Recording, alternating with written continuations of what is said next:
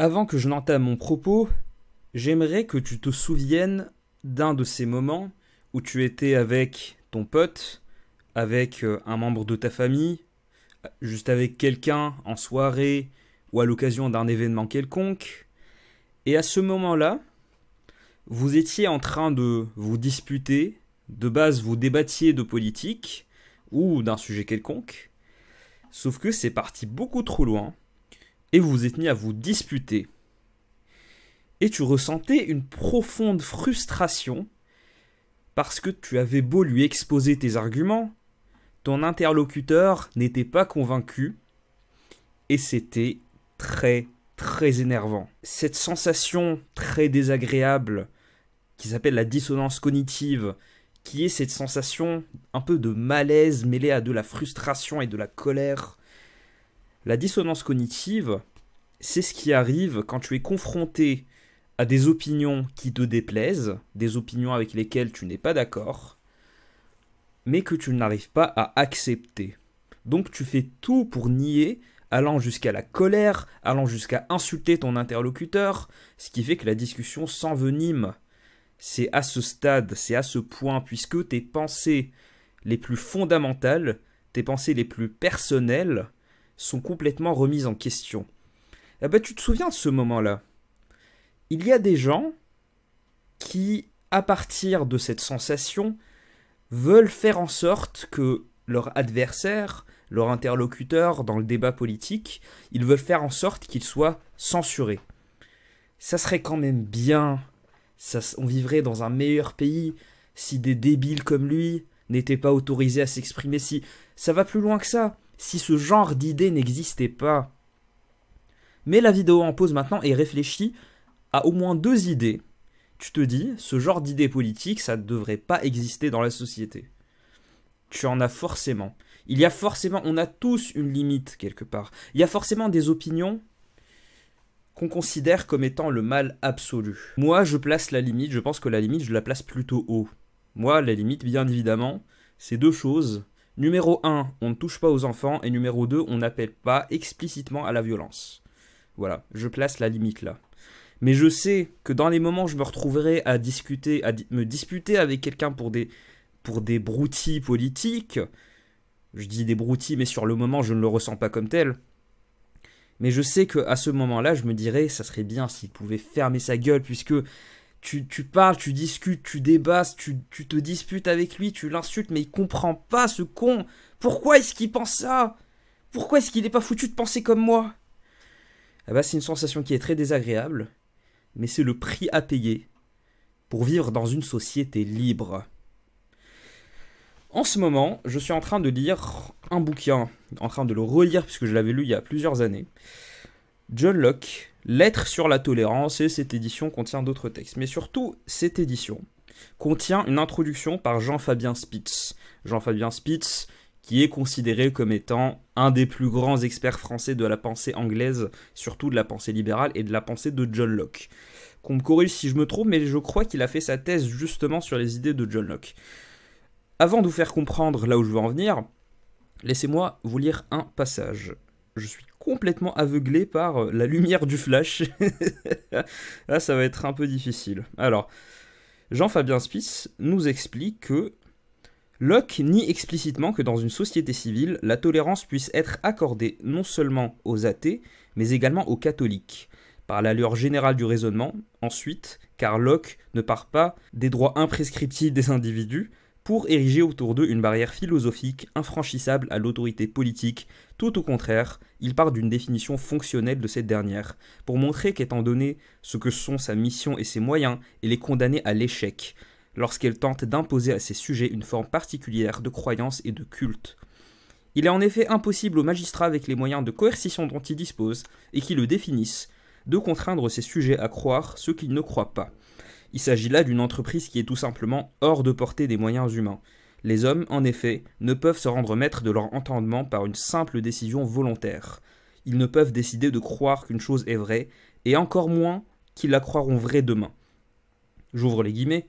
C'est ce que démontre à l'évidence, écrivait déjà John Locke en 1667, l'expérience est la nature même de l'entendement, lequel ne saurait pas plus appréhender les choses autrement qu'elles ne lui apparaissent que l'œil n'est capable de voir dans l'arc-en-ciel d'autres couleurs que celles qu'il y voit.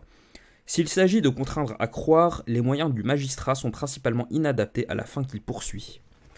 Pour ceux qui ont décroché en plein milieu, Locke est en train de nous expliquer qu'en matière religieuse, il est très important de comprendre le contexte religieux en Angleterre à l'époque pour comprendre l'œuvre de John Locke. Il est en train de nous expliquer que, certes, John Locke n'est pas favorable à la tolérance, à la coexistence avec des catholiques. Pour rappel, lui, il est protestant, il est anglican, des catholiques ou alors même des athées. Mais par contre, il est contre le fait de les punir et de les forcer à abandonner leur foi. Pourquoi ? Tout simplement parce que les gens ne choisissent pas en quoi ils croient. La croyance religieuse, c'est le produit de tout un tas de facteurs que je ne vais pas vous faire l'insulte d'énumérer. L'enfance, la socialisation, l'environnement, tout un tas de trucs. De toute façon, nous avons tous nos propres idées par rapport à ça, par rapport à l'explication des croyances religieuses de chacun. Ça peut être interprété d'énormément de façons différentes. Sauf que John Locke considère que les gens ne choisissent pas en quoi ils croient et surtout que le législateur ou alors que le juge ne peut forcer des gens à dire qu'ils sont croyants en toute sincérité. Puisque il va forcer quelqu'un à proclamer en place publique que finalement il n'est pas catholique, il n'est pas athée, il est anglican, et le lendemain, qui l'empêche de continuer à pratiquer son culte en secret. Et bien ce raisonnement religieux, je pense que on peut appliquer la même chose pour les idéologies politiques. Je persiste à croire qu'aujourd'hui les idéologies politiques ont remplacé la religion. Ce sera le sujet d'une future vidéo. J'ai d'ailleurs un article très très intéressant à vous lire là-dessus. On y reviendra plus tard. Déjà, dites-moi si vous êtes d'accord avec moi. J'ai le sentiment, une des raisons qui explique la polarisation pour moi, c'est le fait qu'on ait abandonné la religion, en Occident particulièrement. En Occident, on trouve des polarisations qui n'existent nulle part ailleurs. Les gens prennent énormément à cœur la politique. Au point que certains, à travers la politique, sont menés à la religion. Parenthèse fermée, parenthèse que j'ai étendue, vous m'excuserez, mais que je décide de fermer maintenant. Sinon, j'en ai pour 4 heures de cours ininterrompus et ennuyants. Je vous disais par rapport à John Locke, il considérait qu'on ne peut pas forcer quelqu'un à croire l'inverse, puisqu'en effet, on ne choisit pas ce en quoi on croit, et de la même manière, au niveau des idéologies politiques, ce n'est pas parce que tu expliques à quelqu'un qu'il doit cesser de penser ce qu'il pense, puisque c'est un communiste, c'est un fasciste, c'est un macroniste, c'est un sosdem, c'est un modéré, c'est un mot du genou. C'est ce que j'appelle des anathèmes. Ces anathèmes ne marchent pas. Déjà puisque ça a pour effet de clore immédiatement le débat, dans une note très sèche qui n'arrange personne et qui donne le sentiment à chacun que l'autre est un abruti avec qui il ne vaut pas le coup de discuter. Mais surtout, ce ne sont pas de réels arguments. Et en plus, ce n'est pas parce que tu démontres à quelqu'un que sa pensée est contraire à ta propre morale, à la vision que tu t'es fait de la morale, qu'il va arrêter de le penser, bien au contraire. Pourquoi les idéologies politiques raffolent des martyrs? Elles raffolent de l'idée que la hiérarchie, que le système soit contre leurs axiomes. De la même manière, les gens adorent, enfin, je ne vais pas dire qu'ils l'adorent, ils ne ressentent pas de plaisir là-dedans, mais ça ne fait que justifier leur idéologie. Quelqu'un qui nous explique qu'en fait, il y a un ordre extraterrestre qui nous domine et avec les ondes des tours 4G, machin truc, eh bah, si tu fous ce gars-là en prison, ça ne fera que valider puissance 1000 ce qu'il pense, puisqu'il pensera que l'élite est contre lui. Quelqu'un qui est dans ce qu'on appelle les extrêmes qui n'en sont pas réellement maintenant, en constatant l'état de la polarisation de la vie politique en France. Quand on a quelqu'un, on considère qu'il pense de la mauvaise manière. Quel sera l'effet si on décide consciemment de le censurer ? Il va penser qu'il a raison. Il va se dire le système est contre moi, et ça, il n'y a pas pire, puisque c'est l'étape 0 vers la guerre civile.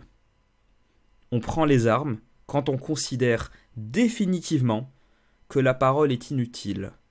On considère que la parole est inutile du moment où on décide que le débat est inutile. Et cette idée-là est portée par une certaine partie de la classe politique et je vais m'arrêter là. Une de mes préoccupations principales aujourd'hui en politique française, ce n'est pas l'extrême droite, ce n'est pas l'extrême gauche, ce n'est pas le communisme, ce n'est pas le fascisme. Il faut faire preuve d'une désillusion sans borne pour penser qu'il existe une menace communiste ou une menace fasciste en France aujourd'hui. Non, pour moi, la vraie menace, ce n'est pas ça. La vraie menace, c'est la polarisation, c'est l'état du débat politique aujourd'hui en France. Il est désastreux. Les gens se tapent dessus pour des idées, mais ils se tapent vraiment dessus, hein, au sens propre comme au sens figuré. Et des gens considèrent, autant à droite qu'à gauche, que finalement ça ne vaut pas le coup de discuter avec l'autre. Pourquoi ? Parce qu'on est tombé dans un piège. Le piège, j'ai du mal à le dire étant donné que je défends John Locke là-dedans, mais c'est le piège du libéralisme. Le libéralisme nous fait croire que par la bataille des idées, ce seront les meilleures idées, donc celles qui sont objectivement par quels critères je l'ignore, les meilleures idées, objectivement, qui seront celles qui vont émerger du débat d'idées. Il suffit que moi je dise A, il suffit que toi tu dises B, et si A est supérieur à B, c'est mes idées qui vont gagner. Ça a été pour moi le piège du libéralisme, même si ce piège partait d'une bonne intention, puisque John Locke s'est juste demandé comment faire en sorte que ces satanées querelles religieuses s'arrêtent aujourd'hui. De la même manière, John Stuart Mill, en constatant l'état calamiteux, et qui est toujours calamiteux aujourd'hui, du débat parlementaire britannique, eh bien, John Stuart Mill s'est demandé comment faire pour justifier le fait que tout le monde puisse s'exprimer et avoir sa part dans la fameuse bataille des idées. Donc ça vient de lui, ça vient de John Stuart Mill. John Locke, pour l'instant, je n'ai fait que parler de religion. Je vous ferai part de mes avis quand j'aurai poursuivi la lecture de lettres sur la tolérance. Donc, que disais-je ? Le piège des gens qui considèrent que le débat ne sert à rien a été de croire que les meilleures idées vont émerger. Pourquoi est-ce que c'est un piège ? Puisque c'est évidemment faux. On a pensé qu'on allait réussir à convaincre, mais soyons honnêtes. Moi, je suis en train de faire cette vidéo maintenant. Bien sûr que je cherche à convaincre des gens, mais 99% des gens qui vont venir voir cette vidéo, qui vont venir s'intéresser à ma chaîne, seront des gens qui feront déjà partie de mon camp politique. Ils auront déjà mes idées par rapport à beaucoup de choses. Le succès retentissant de ma dernière vidéo sur Joe Biden l'a prouvé aisément. Non. Le débat d'idées ne sert pas à convaincre. Il existe un mythe aujourd'hui en France, un mythe selon lequel il y aurait un gars qui n'est pas politisé du tout, qui va sur internet, qui se met à chercher « Oh, je veux comprendre la politique !»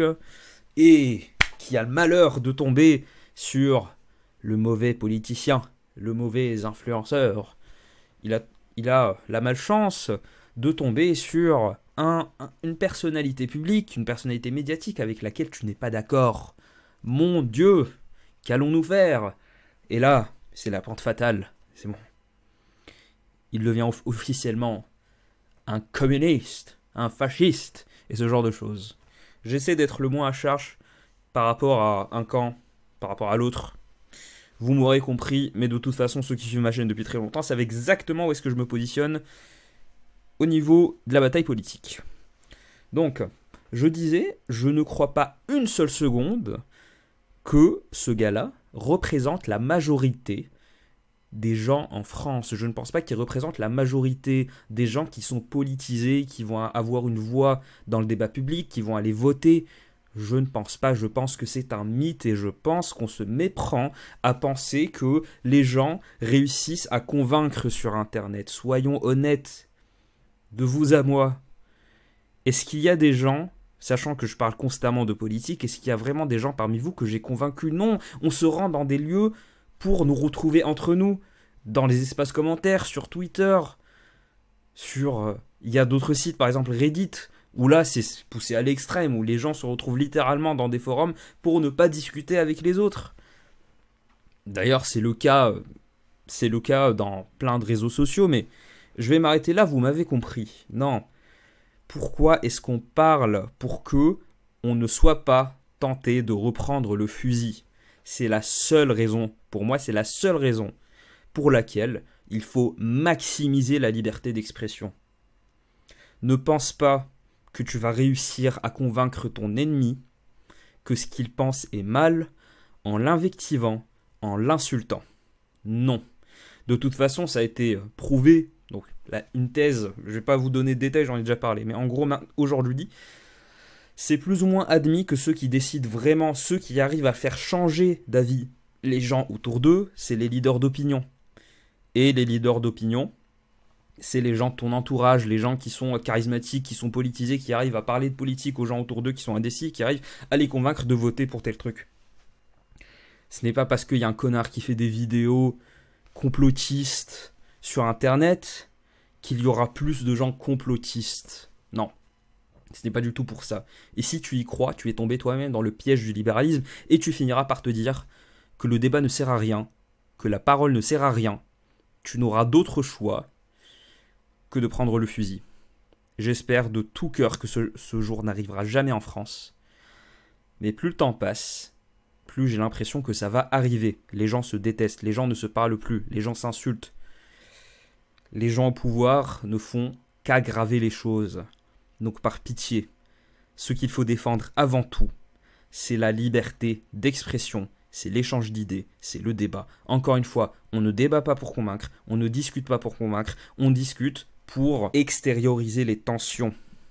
C'est un exutoire. La vie politique, le débat, surtout en France, est un exutoire. J'en ai déjà parlé, vous m'avez compris. Je ne sais pas si je peux vous recommander John Locke, mais en tout cas, ce que je peux vous recommander, c'est de lire. Moi, ça m'a fait du bien de reprendre la lecture de la philosophie politique. On se dit à très bientôt pour une prochaine vidéo. Salut.